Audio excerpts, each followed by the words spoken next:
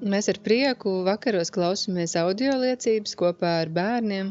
Reiz bērni man teica, mums noteikti ir jāizsūta stāsts, liecība par hamburgeriem. Tas notika apmēram 10 gadus atpakaļ, un tā kā mēs dzīvojam diezgan tuvu Lietuvas robežai, tad citreiz kā tādu izklaidus braucienu, mazo braucienu uz ārzemēm, mēs izvēlējāmies vienkārši aizbraukt un pavadīt laiku tur. Un arī tajā dienā mēs bijām ceļā uz Lietuvu, un kad bijām jau nonākuši galā, konstatējām, ka esam atstājuši mājās naudas maku. Pārskatot mašīnā kastītes un dažādas vietas, kur varētu atrast kādu naudiņu, sapratām, ka esam atraduši 2 eiro.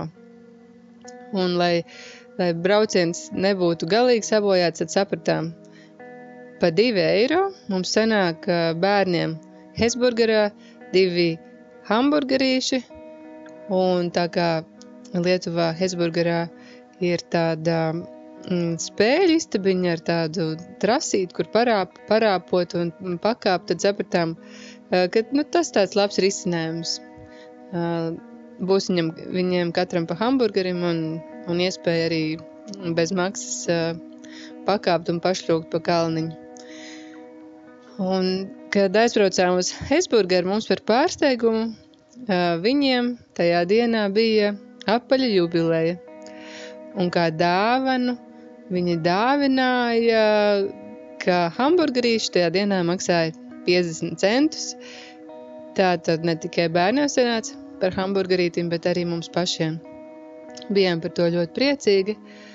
Un kamēr bērni spēlējās, es pagāju tālāk gar kādiem veikaliem un pēkšņi redzu, zemē mētājas 10 eiro. Es biju ļoti pārsteigta, pacēlu naudiņu, no sākuma izstieptā rokā, griezos uz riņķi, domādam, kam lai to atdod, bet apkārt neviena nebija.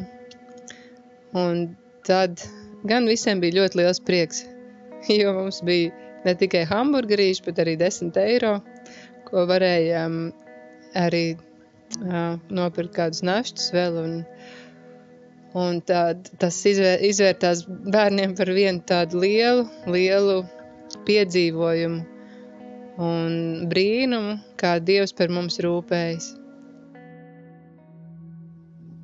Labrīt, Dievs, kas esi mūsu mīļais tēvs, mūsu gans, kas rūpējies par mums. Paldies Tev par jaunu dienu. Paldies, ka mēs varam satikties atkal visi kopā šajā lūkšanā.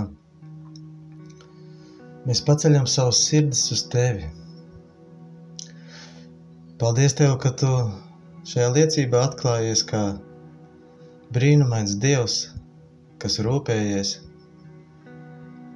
Tu esi Dievs, kas vērš mūsu dzīvēs visu par labu. Paldies Tev, ka mēs varam Tevi mīlēt un Tevi satikt, un mēs katrs savā dzīvē, Dievs, esam piedzīvojuši šādus un līdzīgus brīnums, Dievs, kā Tu gādā par mums. Paldies Tev! Paldies, ka Tu vari atklāties tiešām tajos brīžos, kad mēs esam nespēcīgi, kad mums ir tukšas kabatas, kad mēs esam kaut ko zaudējuši vai aizmirsuši. Tu atklājies kā gādīgs tēvs, kurš redz savus bērnu vajadzības. Un vēl vairāk Tu, Dievs, spēj pavairot. Tu esi Dievs, kas pavairo, kas svētī. Reizēm varbūt mēs arī neredzam kādas lietas, Dievs, mēs nepamanam. Esam aizmāršīgi, vienprātīgi, jā, Dievs, piedod par tām reizēm, ka mēs vienkārši nepamanām Tavas lielās rūpes par mums. Jā, Dievs, un arī mūsu sirdis reizēm ir nocietināts Tavā priekšā, ka mēs nespējam just un arī redzēt. Tāpēc lūdzu nāc Svētais Gars un pieskaries mūsu sirdīm šodien.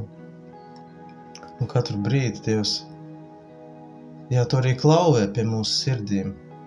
Mēs, Dievs, gribam atsaukties Tev. Mēs vienmēr gribam Tevi dzirdēt, un mēs gribam paļauties uz Tevi visās lietās, Tēvs.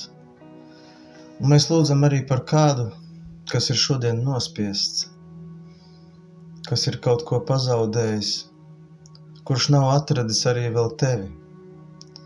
Lūdzu, pieskaries tai dvēselē un atrodi viņu. Tu esi mūsu mīļais Tēvs, un tāpēc mēs Tevi lūdzam, kā Tu esi mūs mācījis. Mūsu Tēvs debesīs, svētīts, lai top Tavs vārds, lai nāk Tava valstība. Tavs prāts, lai notiek kā debesīs, tā arī virs zemes. Mūsu dienascho maizi dodi mums šodien, un piedod mums mūsu parādus, kā arī mēs piedodam saviem parādniekiem, un neieved mūsu kārdināšanā, bet atpestī mūs no ļauna, jo Tev pieder valstība, spēks un gods, mūžīgi mūžos. Āmen.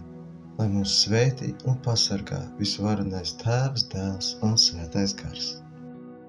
Aicinu piedalīties audio liecību projektā Mīlestības ceļš liecībās arī tevi. Ieraksti balss ziņā savu stāstu, kā Dievs sevi ir tev atklājis, ko Viņš ir darījis un kā Jēzus ir tev palīdzējis, uzmundrinot, samīļojot, dziedinot, stiprinot. Esi daļa no dzīvā evaņģēlija pasaulē un ieraksti savu audio liecību telefonā, izmantojot balss ieraksta aplikāciju un nosūti to uz e-pastu liecības@gertrude.lv.